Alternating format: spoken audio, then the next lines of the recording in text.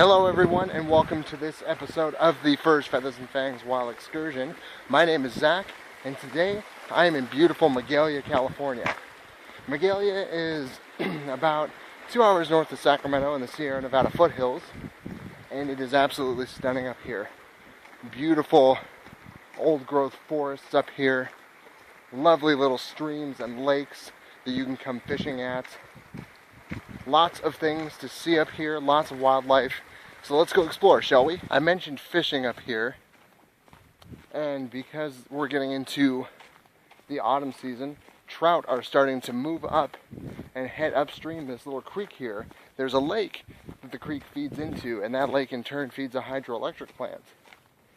And they stock the lake with rainbow trout. But there are also native cutthroat and brown trout that live here, and they are the ones that are moving up to go to their spawning grounds. Every once in a while, if you look down into the water, you can see 2 or 3 of them clustered together. If I get any spots where I can get a good view of them, we'll be able to check them out and talk about them a little bit. So here's hoping. Now there is an abundance of wildlife that calls this area home. Things that are familiar like the mule deer, black bears. Squirrel just ran across the road. Another familiar face to me. Some animals that might be a little more exotic that people might not expect up here. I'm hoping to find one. There are pine skinks, which are lizards that live up here. And they're pretty darn cool. If I can find one, I'll show you guys. There are also rattlesnakes, so I'll have to be really careful. Mountain lions do call this area home. Again,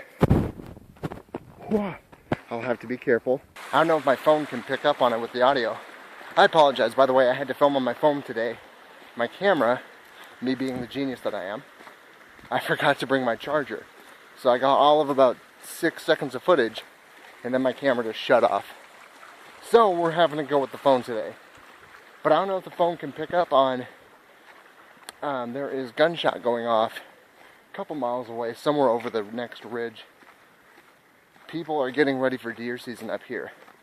Hunting is going to start here, I believe, in the first week of October. Don't quote me on that. I might be wrong. I haven't hunted in years. But they're getting ready to go out and bag some bucks. Put some meat in their freezer. Maybe put a few heads in the wall. That's what I'd do. Now, as the deer season is going to get into full swing, deer will be moving. They're going to start heading to lower elevations for the winter months. It's what deer do every year around this time. They'll start to make their way out of the higher mountains, the higher Sierras, and they'll head down into the foothills and beyond. And they'll do that because there will be better feeding opportunities down where it doesn't get so cold.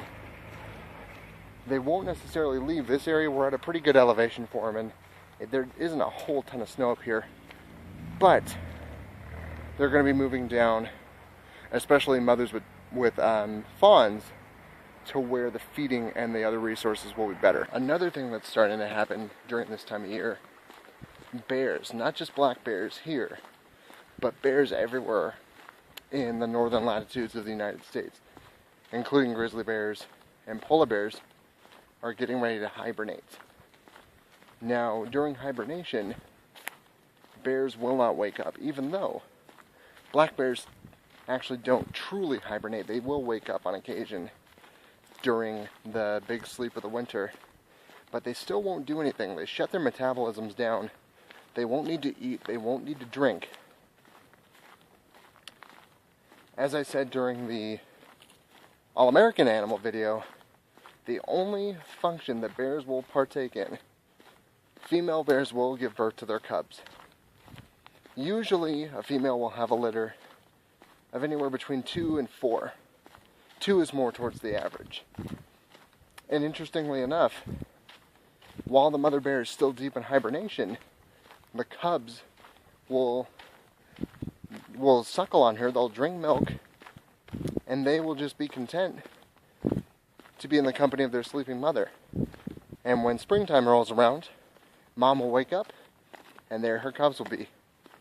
eager to go out and explore their new world. Dominic and I almost should have come up here looking for Bigfoot. This is gorgeous. Headed away from the river for a little bit. It's just amazing how much green there is out here. How much life. One thing that I always am amazed at is how for hundreds of thousands, if not millions of years, forests like this have continued to survive and to grow, and in a lot of places thrive. Alright everyone, this is the first wildlife spotting that we've had, and this is why it's so important. If you're anywhere in nature, watch where you're walking. That guy is about a 2-foot rattlesnake, and I'm not even gonna attempt to mess with him at all.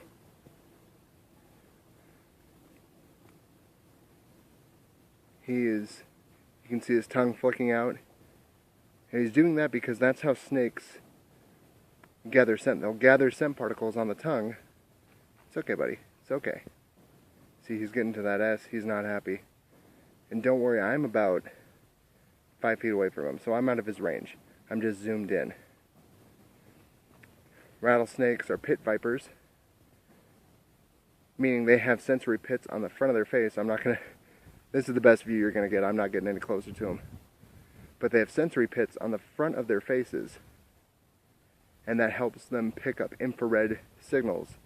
So what he's seeing is not only my outline, but he is seeing the heat signature that I get off. And I'm a big guy, so he's seeing the big heat signature.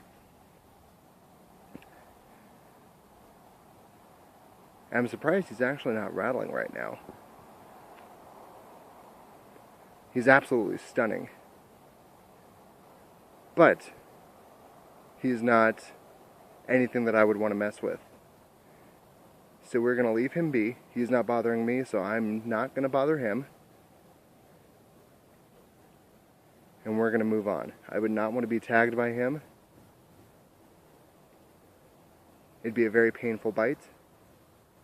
Rattlesnakes possess what is known as neurotoxin. So if left untreated, that venom would stop my heart.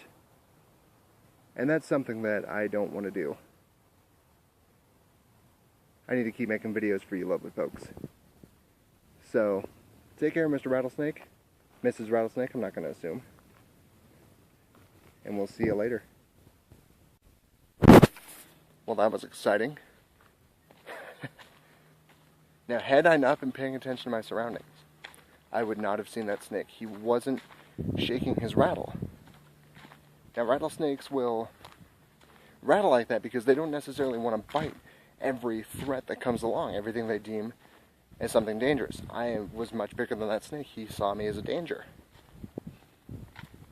Rattlesnakes rattle so that other animals will know to back away. Snake venom is very, very expensive for their bodies to produce. So they're smart enough to know that they should save it. Rather than using their venom on a potential predator, they would rather use it to take down and secure a meal. Rattlesnakes, as I said, possess neurotoxic venom, which means that it works on neuron signals and blocks them in your body so that electrical signals from your brain can't reach other parts of your body. And one of the first areas that is affected is the respiratory system and the circulatory system. So your lungs shut down, your heart shuts down.